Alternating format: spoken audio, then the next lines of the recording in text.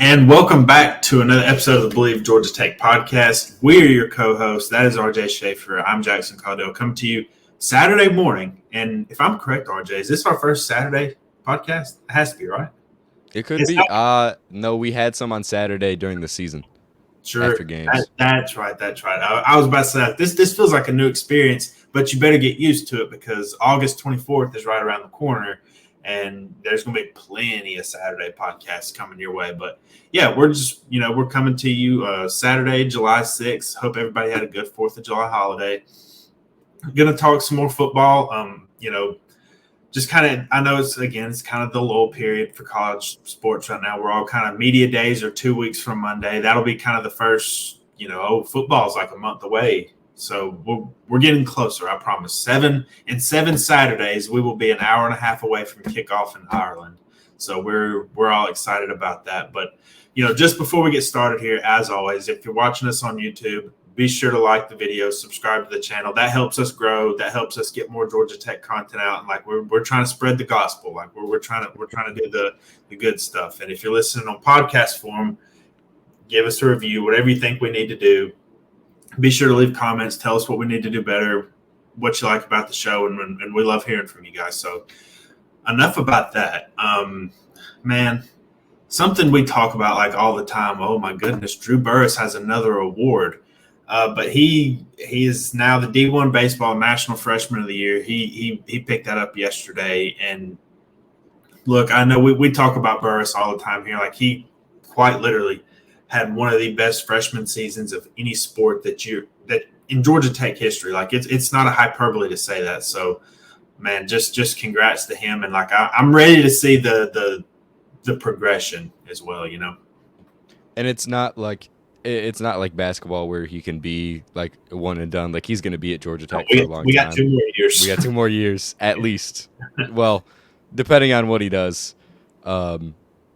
He has been great, and throughout the summer, you kind of seen highlight clips come out, and he's still hitting home runs for various other leagues. We haven't seen a player like Drew Burrows in a very, very, very long time.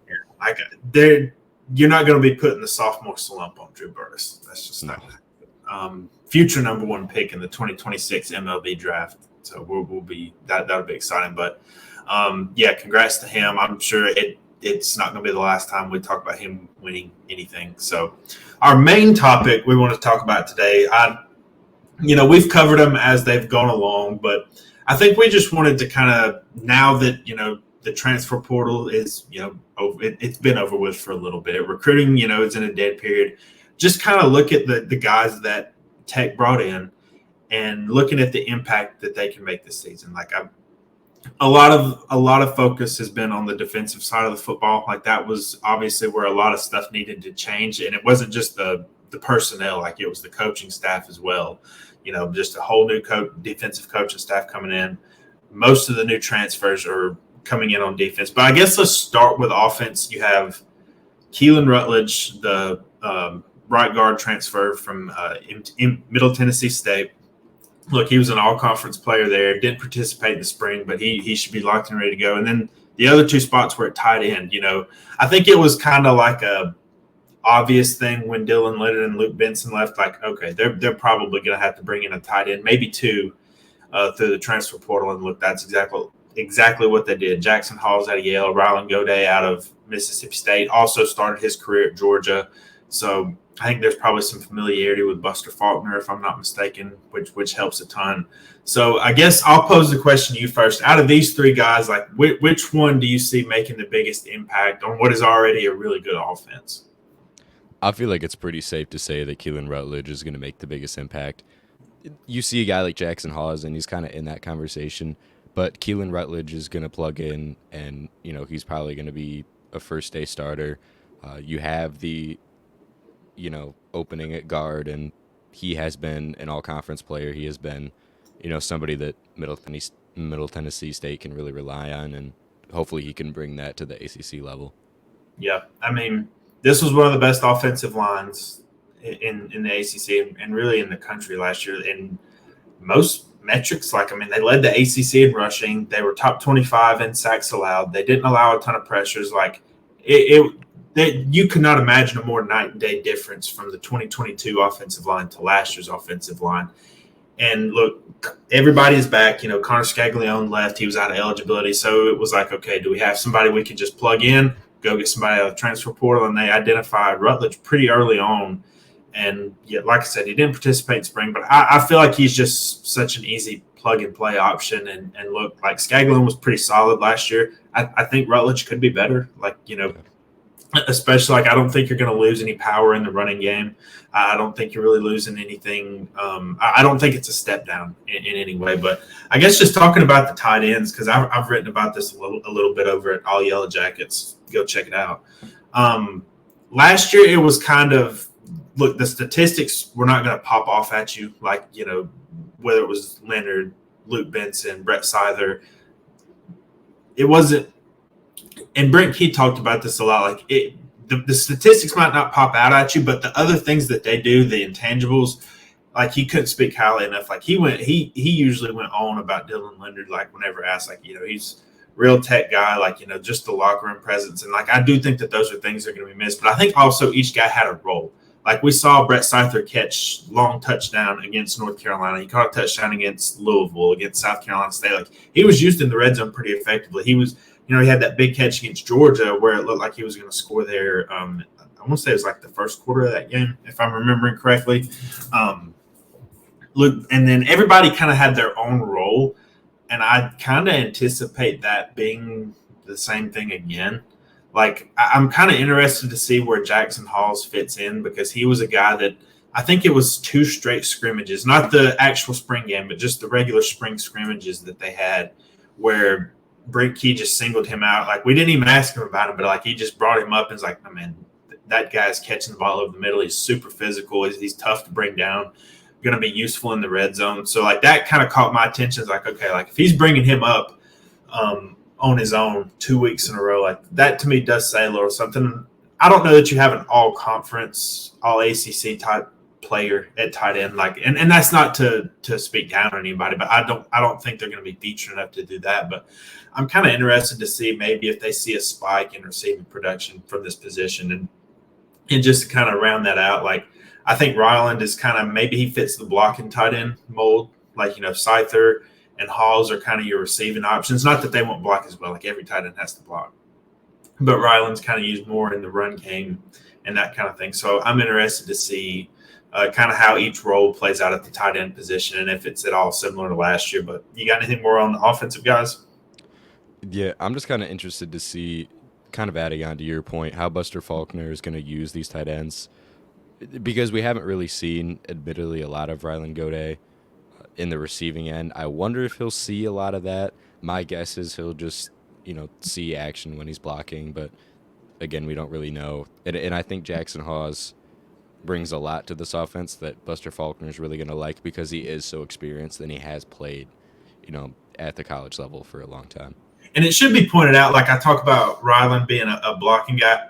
He was the only tight end that caught a pass in the spring game, so I might be just off base with that. I think he wound up with 3 catches for right around 30, 40 yards. So he had a pretty good spring game. So look, it's just we're just kind of speculating here, but I do think that all these guys are going to play important roles. But I guess you're ready to go to the defense. We got a lot to talk about over there. Yeah. All right, I guess let's start with the defensive line. That was the spot me and you said as soon as the season ended, they got to bring some guys in, and they lost some important guys. I think losing Kyle Kennard was not great. Losing Eddie Kelly, guys that were actually going to play was not great.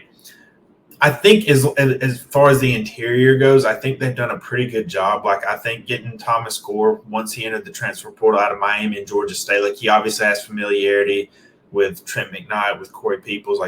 He's obviously familiar with the area as well. Romello Height, who played his high school ball in Georgia, he's more of an edge rusher. He's not an interior guy. I think he could play a huge role, because we've said all offseason, one of our biggest concerns was the pass rush. Who's going to rush the passer? Kyle Kennard's gone. Eddie Kelly's gone.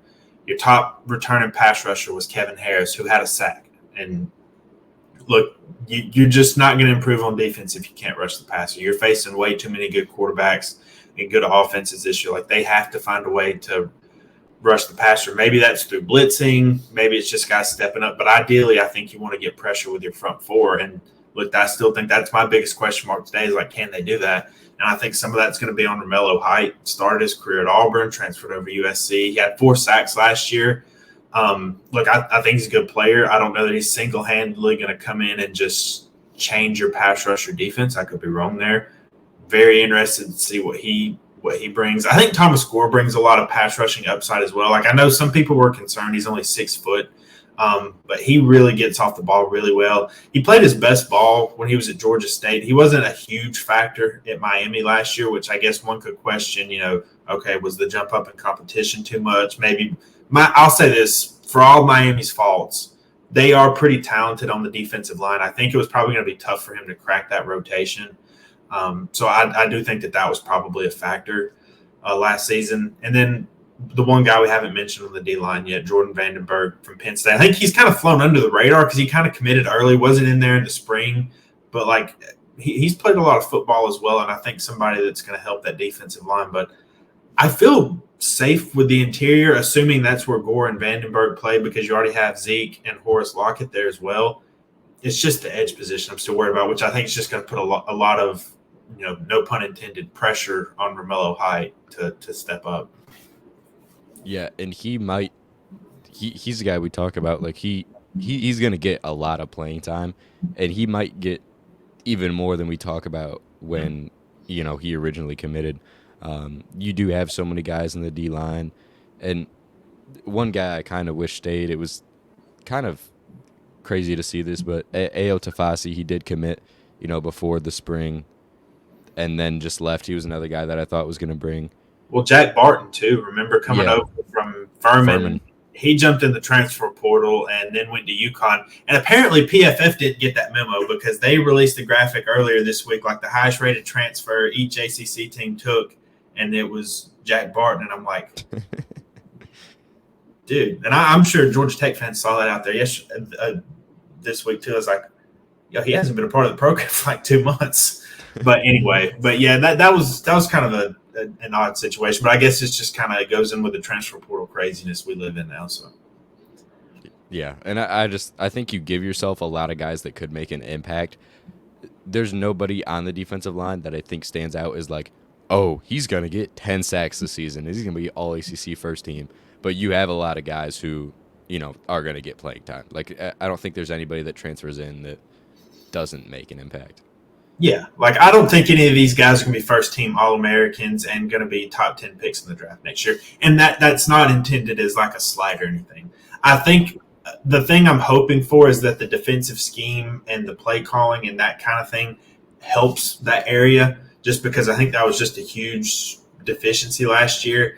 And like what gives me hope is like, Duke was not super, super talented on like in terms of just like star talent on defense. But they were so well coached, and that's why they rated so highly in a lot of areas. Look, some of that might just be Mike Elko, who's off the head coach of Texas A&M now. But I do think Tyler Santucci had his hand in that as well. So, like, I'm hoping that he can bring some different things to help fix that. But anything else on the defensive line, guys? All right, we've talked about some of the linebackers before. This is a position, like I've told you, I kind of feel oddly confident about. Like, Again, not in the senses that they have the best linebacking core in the ACC all of a sudden, but like the way Kyle Eifert came along last year, Trinelius Tatum decided to come back after entering the transfer portal, and you bring in EJ Lightsey from Georgia, you bring in Jackson Hamilton from Louisville, 2 guys I do think are going to play and be solid contributors. I think Lightsey probably gets on the field the most, assuming he stays healthy, because he didn't play at all last year at Georgia. Due to an injury. He's been pretty solid when he's been out there. I'm eager to see what these 2 guys bring. I think we all know that Eifert probably has a spot locked up in the middle of that defense, but who else kind of steps up and takes the reins there? Maybe it's a rotation, and what are you kind of anticipating from either Hamilton or Lightsey this year? Yeah, I kind of wanted to talk about Lightsey because he was what I think is, one of the biggest, most impactful players that, the Yellow Jackets got on defense. he kind of brings a lot to the table. Like I don't think he necessarily slots in at one position. Like I feel like he can play outside. Um, and he does have the size. Like I mean, he's 6'2", 223, so he probably does have the size to get off the edge at times. And he's just a guy I feel like you can do a lot with. Yeah. And brings a lot to this linebacking core, which was already one of the biggest solid points on the Georgia Tech defense. Yeah, I mean, I would agree with that. Like, it might be the position on defense. Like, I feel like the most secure about, and I might be wrong on that because I do think the DBs are talented as well. But I do think that I don't expect like a huge. I don't expect it to be bad play from the linebackers, and that's you can't rank 128th in run defense again. And I do think that some of it was the D line, some of it was the linebackers, but I do think the guys they brought in. I thought the way Eford finished the year last year, like I think this should be a solid position. But you got anything more on these guys? Nope. All right. Well, let's wrap our conversation up with the DBs. This is we've talked a lot about Syed Gibbs coming from Rhode Island, Warren Burrell coming over from Tennessee. Burrow had a really good spring game, had a pass deflection. Like he was really playing well. Then after the spring, they bring in Jaden Davis, who played his high school ball in the state of Georgia. He comes over from Cincinnati. Zachary Tobe comes over from Illinois. I think those two are more than likely going to be depth guys. Like, and I'm not saying that for certain, but like if I had to guess, and then there's still going to be a lot of competition at corner. Just solely based off the spring, like I think it would be hard to say it might not be Warren Burrell, right? Yeah, and I think that's fair to say. And this was a position I was really shocked you got a ton of guys. Like going into the transfer portal, I still thought it was a need. Like you needed some depth guys because you lost a decent amount last year. But I think there are a lot of guys that can make a big impact. Like I think Warren Burrell can make an impact, but I also think Syed Gibbs is in that conversation too. And we didn't see a ton of him in the spring, but he is another guy that I think could make a big impact. And I think the thing like we talked about with Thomas Gore earlier, and we talked about with some guys at the lower levels, like coming up, like okay, is the first year is coming all the way up, playing at Rhode Island, and now all of a sudden you're playing in the ACC. Like, is that too big a jump in year one? Is it more of a year two type of leap for you? Like, I don't know. Like that's the kind of thing we're gonna have to wait and see. But again, you still got LaMiles Brooks and Clayton Powley at safety. Now, they used a third safety in last year's defense a ton. Like Jalen King obviously was a really good player for the defense last year. I don't know that Tyler Santucci is going to necessarily do the same kind of thing. You got to remember it's a whole new defensive scheme and coaching staff now.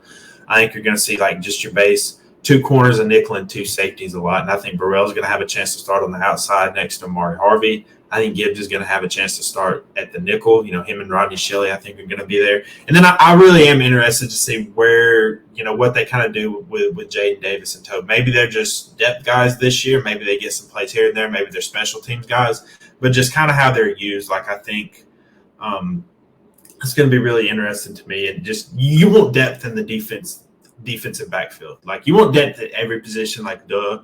But like I do think the defensive backfield is a position where you want to have 5 or 6 guys at corner that you trust that you can put out there, and then like 4 guys at safety to come in. So like I think those guys being able to get on the field and provide depth is huge. But all right, I'm going to put you on the spot. Which defensive guy are you like can make the biggest impact this year?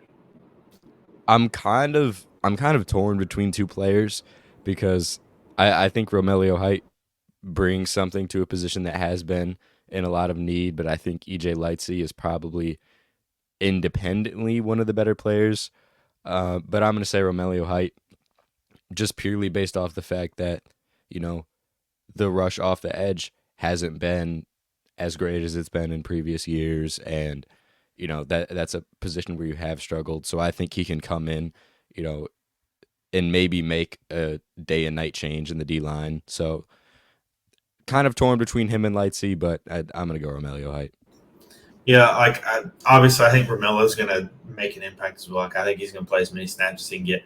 I'm going to just go talk about just an opposite name for a second. I want to talk a little bit more about Thomas Gore possibly making an impact. I think he's a guy you can slide around a little bit like, Micaiah Scott was used last year. Like, yeah, he can play a little inside, but he can also branch out and go to the outside as well. And I think they're going to have to find a way to move some guys around just to try to generate some pass rush. So I think he is the guy I've got my eye on, and it wouldn't surprise me if all these guys we talked about find some way to make an impact like that. Mm-hmm. That's why a lot of the transfers are brought in. Like a lot of the times you're just not going to bring transfers in to ride the bench 2 or 3 years. Like maybe sometimes you have a quarterback like you're taking a young, talented quarterback and you're sitting in behind for a little bit. But generally, when you're taking guys in, like you want them to be able to get on the field. So we're excited for all these guys. And look, we're 7 weeks from today. We should be seeing them on the field in action as well. But RJ, anything else you want to say? That's all I got, man. On your mind? Nothing else is on your mind? Okay. There's some things in my mind, but it doesn't pertain to Georgia Tech. Yeah, sure. Well, that's going to do it for us today. A little Saturday morning Georgia Tech talk for you here on the Bleav in Georgia Tech podcast. Look, I'm just going to, repeat my line like I do at the end of every show. Look, if you're watching us on YouTube, we would love if you would like the video, subscribe to the channel. That helps us grow, helps us get more Georgia Tech stuff out into the universe, which we know is needed. If you're listening to us on podcast form, give us a review, 1 star, 5 star. It doesn't matter to us. We just want to know how we can improve and what we can do to make the show better for you guys, the fans. So that's going to do it for us today. We will be back next week talking more Georgia Tech. And like we said, 7 weeks from today, we will be getting the season underway. But thank you guys for listening and tune in next time.